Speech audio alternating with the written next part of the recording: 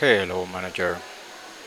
This is Victor Marromo, your strategic planning and performance management coach. We bridge Unit 11, titled Does Anyone Have a White Towel? As a coach, whether you are interacting with a report or a peer, if you are going to tangle with someone's belief system, you want to make sure they will have a soft landing place available. Web setup in this instance is about as gentle as anything I have ever seen. I am very happy I put aside this morning my budget. When Caroline first arrived, she isn't the only one having an awakening here. On previous occasions, I had been in Caroline's seat. Now I am the observer and I can learn for myself how to facilitate this conversation if and when the occasion arises. I was already thinking about who my first victim, subject might be. This sounds terrible, doesn't it? Gracias.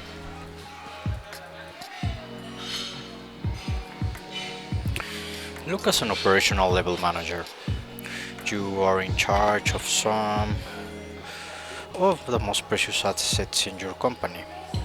When I say subject, I mean asset. So let's use that. You are an asset manager, and your role is first and foremost asset development. Caroline is back now, so the curtain is about to go up on the next act of this play. As Caroline walks back into the office, she is already talking. Alright, babe, I have my answer to your question, and I don't really like it. If I get what you are driving at, the difference between the comment what I was upset and the comment I was okay with is the person who made the remark, not necessarily the remark itself. I don't really like the implication of that, because it sounds like I am more close-minded than I realized. I still don't get the connection with the jokes though. They were in terrible taste. Bev is reaching for the marker. Here we go again. That's pretty good. Caroline, you are definitely getting close to my point. How about this? Rather than thinking the difference between the two remarks was the person making them, how about if you consider that it was a connection or non-connection you had with whoever was speaking that made a difference? I mean, the information is both remarks was basically the same, right? Caroline puts her face in her hands for a moment and then sits back.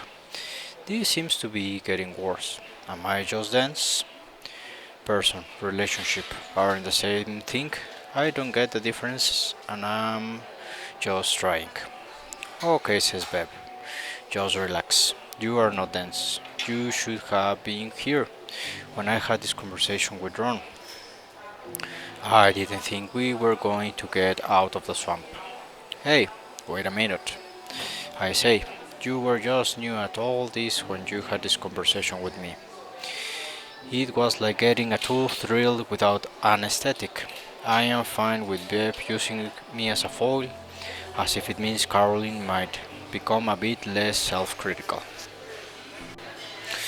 No, he wasn't that bad, and he's right. I was just getting clear about all this myself when Ron and I had the conversation.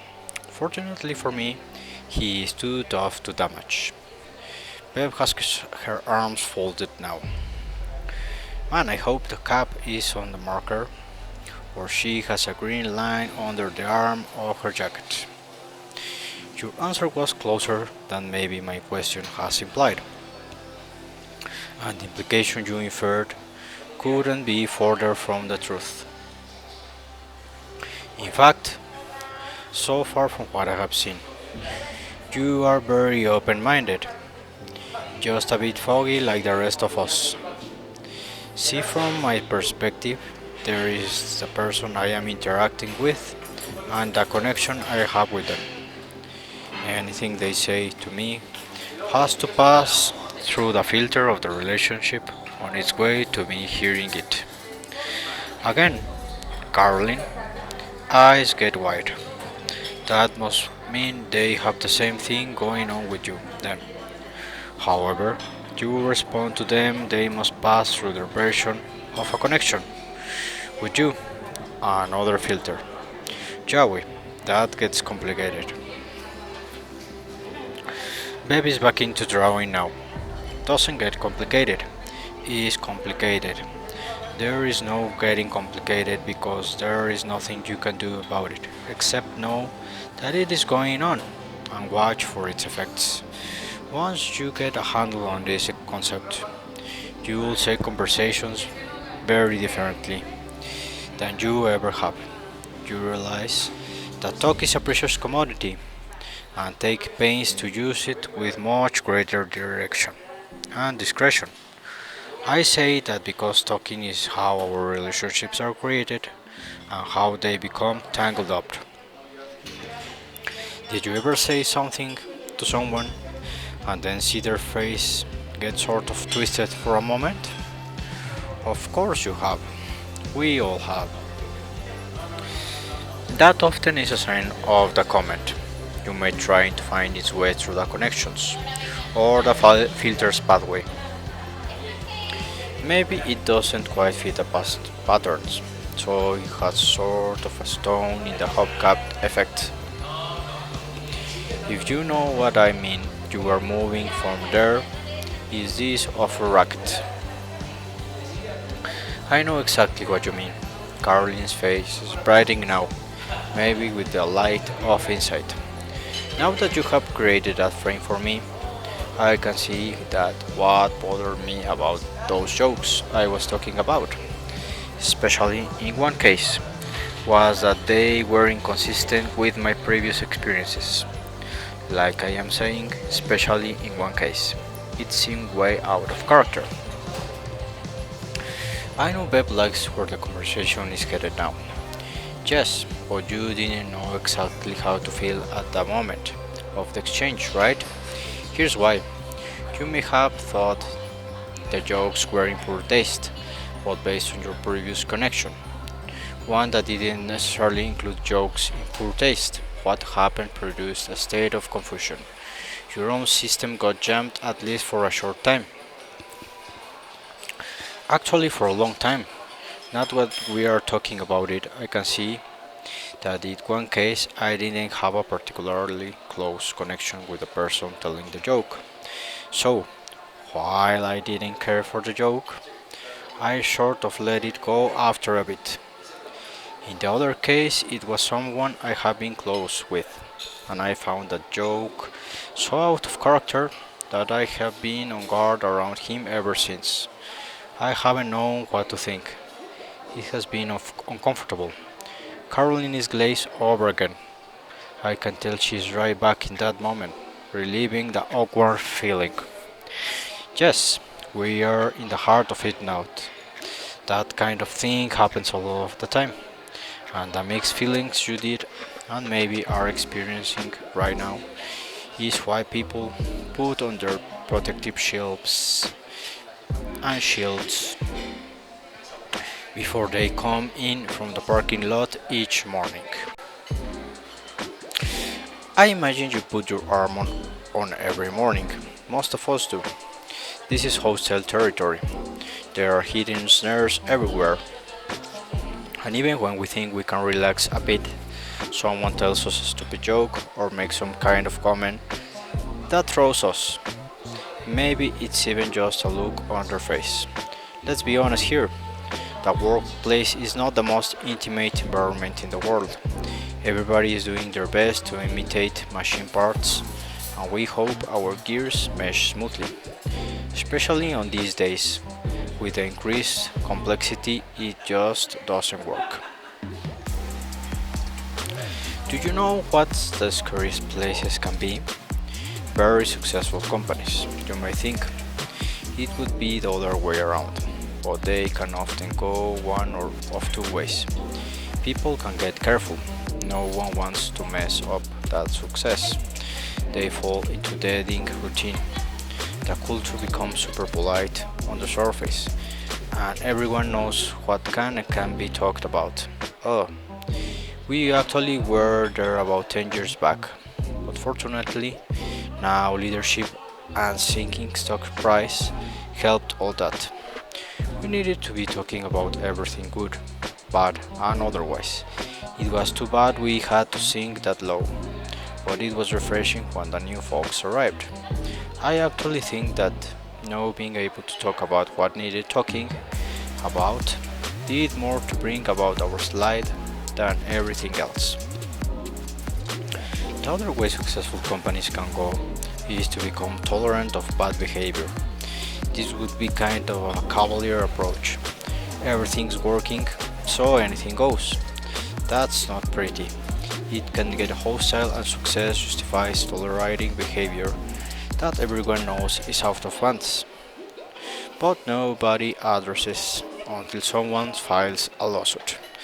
Then everybody acts surprised. Baby's really rolling now. Okay, let me get down off my soapbox and back to your issue, which is what we need to focus on. So I think you are starting to see a glimmer of insight here, am I right? What? Oh yes, Caroline jolts back from her trance. Sorry if I didn't catch a lot of that in the last part, but I was paying a visit back to that incident of the joke telling. I caught the last part though. I am seeing a glimmer, but honestly I am feeling a bit foolish as well. I am a smart person. Why haven't I known this stuff for a while? How come I didn't figure it out on my own before now?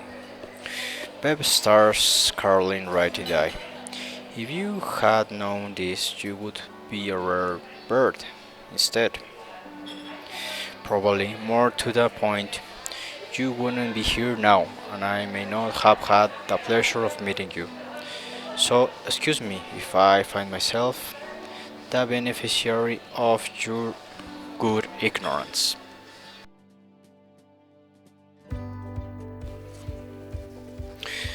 Let's move on to Chapter 12, Unit 12. And now for my trick trick.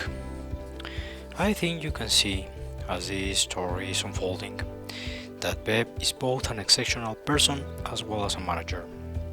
She has taken Caroline, a highly regarded employee, and walked her through a major emotional and intellectual learning experience in a remarkably short period of time.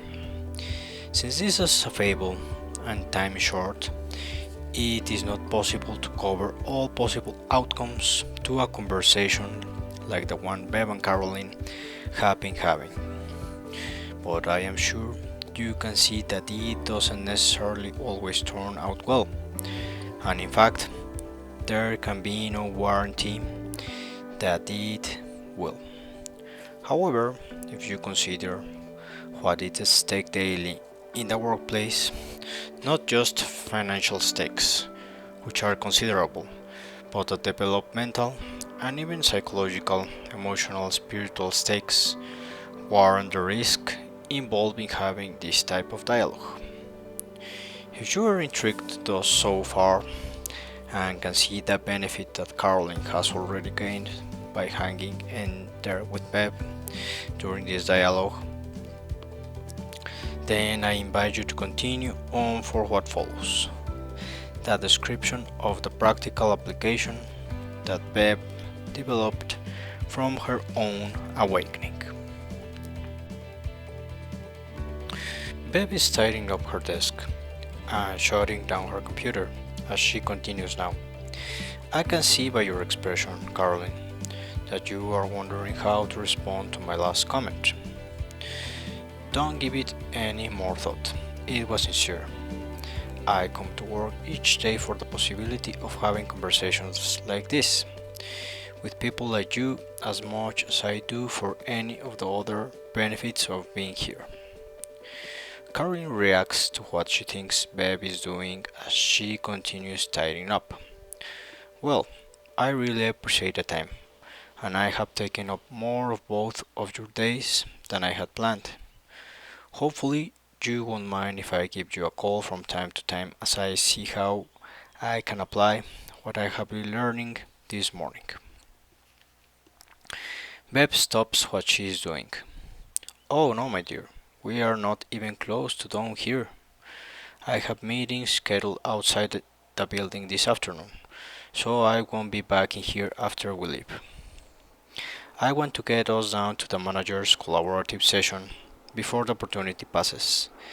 They get together each month for a 3 hour session, and there's about an hour and a half left now.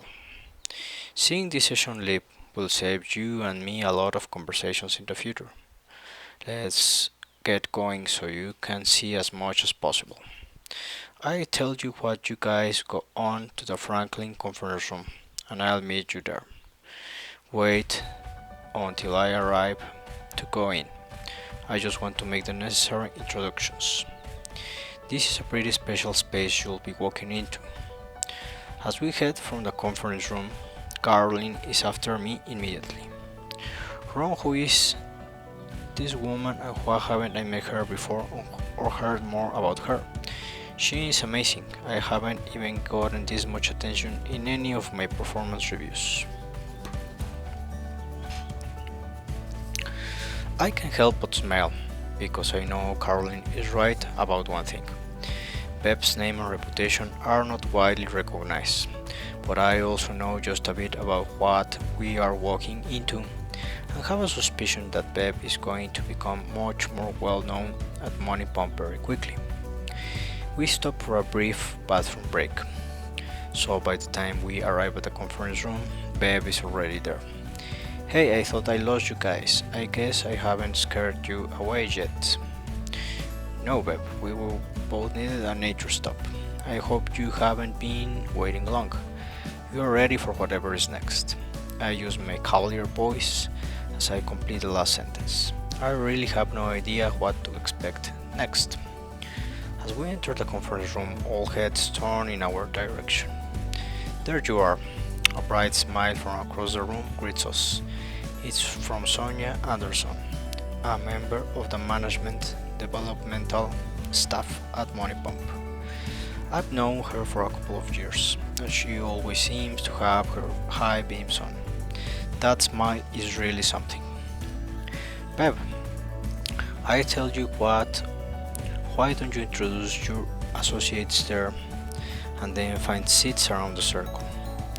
We can squeeze you in if you don't mind being separated and sitting next to strangers, rather than go through introductions of names you won't remember. We'll just continue our dialogue once you are settled. We're right in the middle of working a problem with Sarah that we've been focused on for about a half an hour. Pep makes the necessary introductions, and we just sort of melt comfortably and silently into the group. The next 90 minutes go by in a blur. I am not sure about Caroline, but I feel like I am in a dream state, a good dream. What I am witnessing is something I thought only existed in other managers' imaginations. These are cross-functional managers. Most of them come from Bev's department, which is large and complex, but not all. And I know from previous conversations that there is some history of frictions when Bev took over here about 3 years ago. If there had been frictions, they are not in evidence this morning. We are present to an intensely focused dialogue that could be mistaken for a group of friends working to counsel a pal through a death in the family. There is only one laptop in evidence and no cell phones or PDAs, but lots of writing paper and lots of notes hitting the pages. Attention spans remained right on Sarah initially. Then after a brief break, on Sean, another member of the group, whose issue wraps up the morning. Maybe the most compelling part of the interaction is the focused attention on what it seems to provide for the person working their issue. The acceleration in them arriving at an approach they can commit to is palpable in the room. Sonja, as the obvious facilitator, says very little. She seems to be orchestrating the dialogue, as she periodically asks someone who hasn't been heard from in a while to chime in, and they do. Nobody passes up the opportunities to speak. When we arrived, the group had been at this for 2 hours, and during the time there, no one gave any sign of being in a hurry to finish or leave. In fact, when they finish, they have a catered sack lunch waiting, and most of them stay around and talk like the best buddies at pub after work. I know that there are two types of exchanges that take place. Most often, when speaking to the persons working their problem, the group members are asking questions. Not lawyer type leading questions, but authentic questions that seek to learn something from the issue of the problem worker. There are several instances when a member asks a problem worker if they can make a suggestion. They are asking permission. Usually, the problem worker accepts the request, but not always. A couple of times, a problem worker respectfully declines the request and indicates that they are not quite ready for input at this point. They don't say never, just that the timing is not right. Then, a few minutes later, they might come back to the person they declined it earlier and ask them now to make their suggestion. How cool is that? No ruffled feathers, no pouting, just flat out participation. Too soon for me, it is time to go. The group asks us to stay for lunch, but Bev declines on our behalf. She says she has a meeting outside the building and still needs to finish up with us. In short order, we are back in Bev's office. Caroline and I are just jibber-jabbering like a couple of magpies while Bev stops briefly to speak with her assistant. So you both seem pretty excited. Bev sits down at her desk now, but doesn't have her attention on anything but us. Caroline speaks first. That was real. That wasn't staged. I could tell, but you have to tell me, I mean us, of course, how that kind of collaboration has come about. Those people were locked on that conversation like they had no place else to go, and I know they did. They are managers just like the ones who report to me, and they must have calendars that are just as full. Bev sits calmly like this was the reaction she had expected from us. Well, I don't have time to tell you the whole story, which will have to wait for another date if you are willing to come back. I can give you the short version and then I have to go to make that other meeting. Can we come back tomorrow? I mean, if that isn't being too pushy. I feel I have a crisis on my hands and I want to get moving fast. Normally, Caroline is one of the coolest customers I know. At the moment though, she is like a little kid anticipating a roller coaster ride, eager and nervous in the same moment. If you can just wait a minute, I'll check with Martyr. With that, Bev grabs her handbag. She is clearly leaving now, but taking just a bit of extra time, she has Caroline fully hooked at this point. Me too.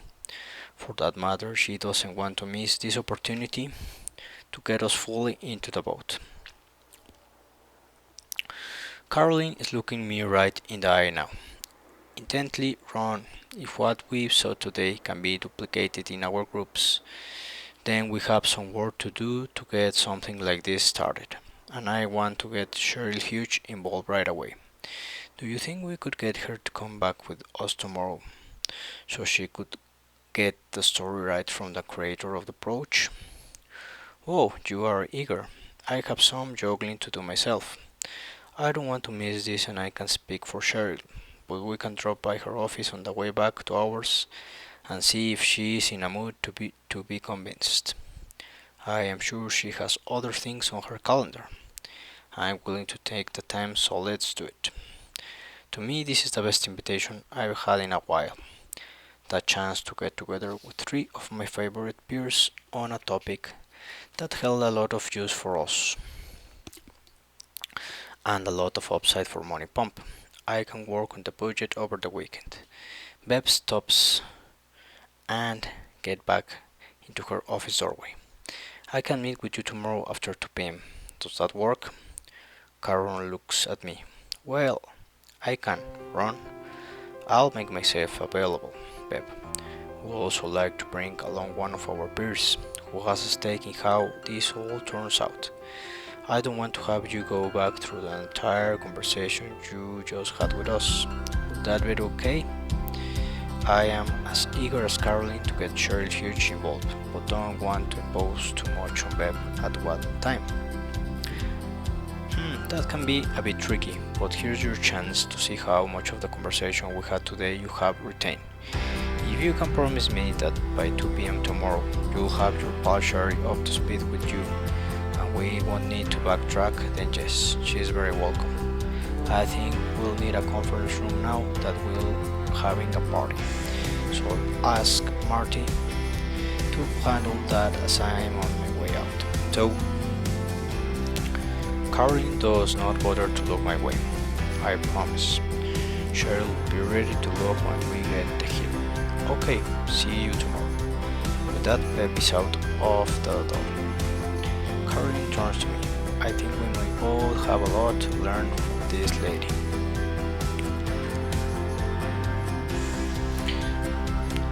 Unit 13. The sorceress does not wear flowy robes. In every place of work you will find ordinary people producing extraordinary results. If, as you are reading here, you begin to think that people in this story are more talented or smarter than you, stop it. Caroline, okay, she is special and will likely move on into senior management within a couple of years. Bev has that kind of talent, but knows where her heart is. She, much like me, derives much of her working satisfaction from seeing those around her perform in ways they had never imagined. Basically, we are ordinary people with a very clear understanding of our talents, and we are powered by what might be considered extraordinary commitments. Poor Cheryl Hughes, she had never had a chance. Caroline and I are so pumped up about both the conversation we had with Bev and the group we had seen working together that when we met with Cheryl, it is like we are channeling Bev. And Cheryl gets it even faster than Caroline and I had. She quickly relates to Caroline's story about the jokes in poor taste to several of her own experiences. Not only that, she is eager to address the manager's performance issues in her own department, as Caroline is in her own. Besides, she knows us both, knows neither of us are particularly excitable, and if we are this excited, she wants to come to the party. As promised, Marty had set up a conference room and is all ready when we arrive. We inform us that Bev had asked him to sit in on the session, but wants to make sure it is alright with us. We introduce Cheryl and tell her where Marty fits into this picture. She is fine with the arrangement, so we take our various places around the table. Bev walks in about a minute early, but begins right away. Well, it looks like everyone has met, and if Marty is still here, I assume you guys are fine with that. We all nod, and I begin the introducing Cheryl to Bev. Bev immediately wants to know if Shirley has any questions. I suppose she is testing to make sure Caroline and I have kept our promise. I'm sure I'll have a lot of questions as we go along, Bev, but nothing that cannot wait until later. From the look on Bev's face, it appears that we have passed the challenge that Babe gave us yesterday morning. Okay, let's get rolling. Assuming that everyone is planning to leave at 5 p.m., we have about 3 hours, which should be enough time to get done with at least the high-level version of what you were witness to yesterday. I think I have mentioned that this group has been together for about 10 months. It is a product of 2 other attempts that didn't turn out as well. But we did learn a lot. My curiosity gets the best of me here. Bev, I hadn't heard about this group, and certainly didn't hear about the first 2 attempts. Can you talk about this? Well, Ron, I was going to do exactly that. One thing I think we all need to learn at Moneypump is that if we are ever going to be anything other than what we have meant, we will need to take some chances, and there will be some failures along the way. And I think it is very important to recognize failures when they do occur. Otherwise, we won't want to spend time learning. This probably all sounds like something I read in a management text, but I can tell you from experience that there is a world of difference between saying the words and being there when things don't work out. It isn't that there were any grand tragedies along the way. It's just that without those first 2 attempts, I doubt we'd be where we are today. So, what I want to underscore is the necessity of doing something different. Anything. When things are not working, rather than worrying about doing the right thing. Back when I first took over the area, I thought after the first month that I had been assigned to adult daycare. It wasn't just that the results were off. They were, but you could not find anyone who would own up to things being the way they were, and they were pathetic. The previous manager had been here a long time. She had just over 30 years with the company when she retired, and she had been in the position for 12 years. When she took over, the department had only been going for about 2 years. She was responsible for inventing a lot of the way things were done. You know as well as I do that this company has been built on its sales organizations. A lot of times, the sales folks can seem aggressive to the rest of us. For this lady, it was just not in her deck to ever play the confrontation card. So anytime there was any hint of controversy, she encouraged her group to accommodate. Unfortunately, over time, the practices here became very localized and convoluted. It was almost like they spoke their own language. But as long as the sales rolled in, their sins were covered up. 4 years ago, the economy slowed. So did our sales. And that's when the chickens came home to roost.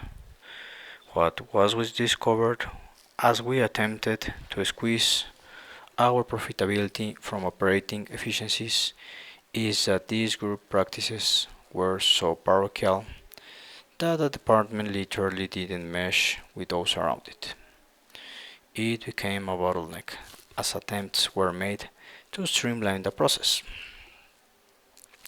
Like I said, that was about 4 years ago. The heat got turned up, and my predecessor took the opportunity to leave rather than make the changes that were needed. I was asked to take this area on. I did so willingly, but without a lot of due diligence.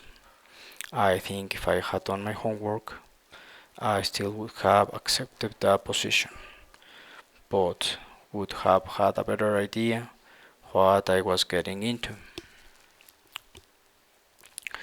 At this point, Caroline chimes in with a question.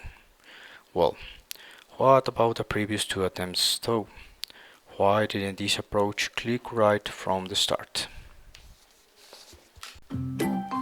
Thanks for asking, Caroline. I am getting to that, and I probably should speed up a bit in the interest of time.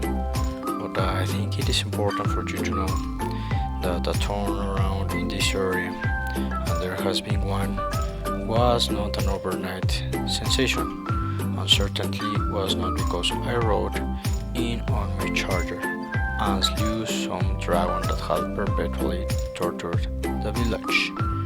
In my view, what happened here could have happened any place. Any place that relies too much on the judgment or guidance of one person, and that doesn't expect well paid and bright managers to make decisions and clean up their own messes. Like I said, I thought I had been assigned to adult daycare. When I arrived, the guiding principle was do whatever you need to do to keep our customers happy. For these folks, a customer meant anyone outside the area. So everyone was a customer and everyone was treated that way to a fault. When I arrived, almost no one was getting what they wanted from us, because everything we did was a one-off and there was no way to determine from one situation to the next what would be done. It seemed to depend entirely on each of my local managers' mood at the moment. My first attempt to make some immediate changes was to insist that all the managers in our area work together to make process decisions. Some of the folks you saw in the session yesterday were a part of the group, but not everyone. Since they were used to making the customer happy, and I was the newest customer, they all said yes, and started meeting once a month for about 2 hours. Nothing changed. What I discovered after a short while was that they spent most of their time commiserating about how difficult the customers were. So, after about 3 months of meeting in this format, I shut the group down. By the way, there were no complaints. I talked with the people, the managers, who I have developed some trust in, and I asked for their analysis. The input they gave me should have been obvious in the first place, but it wasn't. In their view, putting people together who had their decisions made for them for years, then asking them to make decisions was just too much to expect. These were bright enough people, but you know how it is in organizations. No matter what decisions you make, somebody is not going to like it, and these folks were not prepared for dealing with any pushback as part of the process. Pushback means they did something wrong, and in all of their discussions, they reach a point where they would anticipate pushback and immediately abandon the idea. I have been listening to what Bev is saying, and now I realize that the group I have been transferred to lead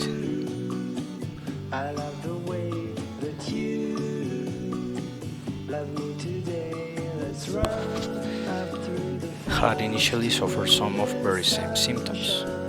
The manager who preceded me had been a good guy, but as with many areas at Moneypump, ours had grown quickly, and he had probably taken too much of the decision making into himself. A great approach when you want something fast, but not necessarily when you want something everyone will own, or that will be sustainable when you are not around. Bev, I know that making people's decisions for them is not your style. Were you ever tempted to do that when this first attempt stalled out? Another great question, Ron. And no, I wasn't. But my manager was. He wanted results fast and he made that very clear to me. He and I had more than one heated conversation. He more heated than me. Of course, I always stay cool. Bev smiles her special killer smile at this. He was all for simply telling people what to do and getting on with it. Our response to him was that it wasn't that simple. Certainly, my folks needed to step up and begin to make decisions. But the groups they had interacted with provided services too, and were co-conspirators in the bottlenecking process, needed to step up as well. My manager agreed with me in principle on that notion, but wanted to know how I was going to deal with it. I suggested a return to the peer group sessions that I had started with. He immediately pushed back on that idea, saying that it hadn't worked, and he couldn't see the sense in going back to the same approach. I explained to him that the difference this time could be twofold. First, I would make participation from my group voluntary. It hadn't occurred to me the first time that my managers never gave a thought to saying no to my idea. They were just used to going along with everything.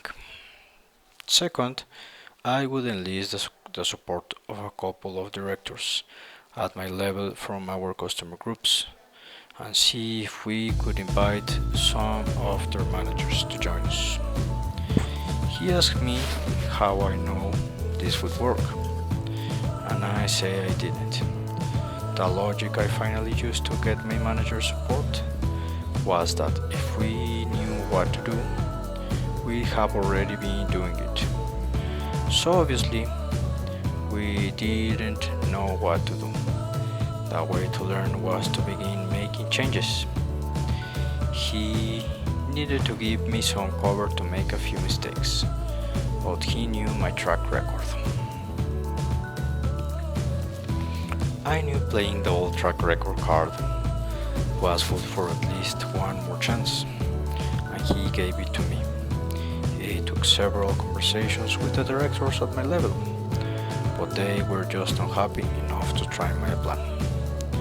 I took a couple more conversations with folks we wanted in, but eventually they saw the logic, or at least admitted that they had nothing to lose, and decided to join in. One specific difference this time was that I wanted to keep a short leash on the group, and insisted that at the first sign of stalling out, they get me back involved. After 2 months, they came to me. One of my managers and one from an outside group.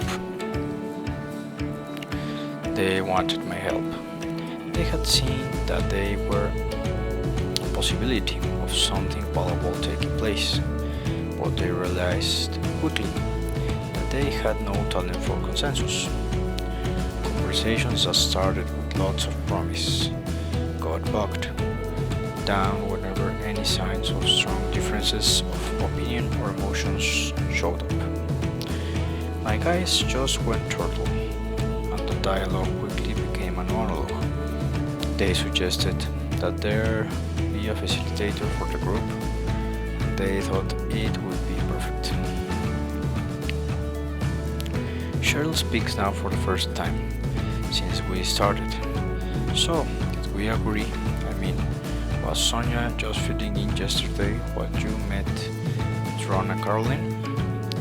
Actually, I think you would be very interested in the answer to your question, Cheryl. But I need a short break.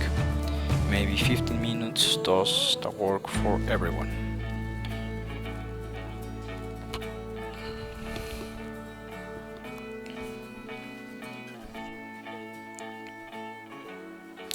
So, Bev is not a sorceress after all. Her success is built on the learning that had occurred from a couple of failed attempts to realize her desired outcome. For me, this is good news. I consider Bev to be a master manager. If someone with her skill set had taken her lumps trying to get something new to work, then there is hope for me as well. Her story of success following failure will be a key to selling the idea of initiating this approach over in my area. And I imagine that Caroline and Cheryl will have some selling to do as well. One thing about working in successful organizations is that they develop a high degree of immunity to change. They can also be hesitant to associate with failure. I arrived after much of our initial success had been achieved, so I have been questioned by more than one superior about not taking unnecessary risks.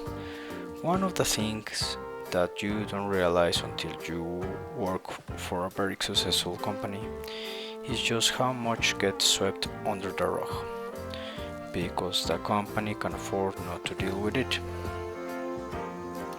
Personally, I am thanking my lucky stars that Caroline arrived at my office door yesterday morning.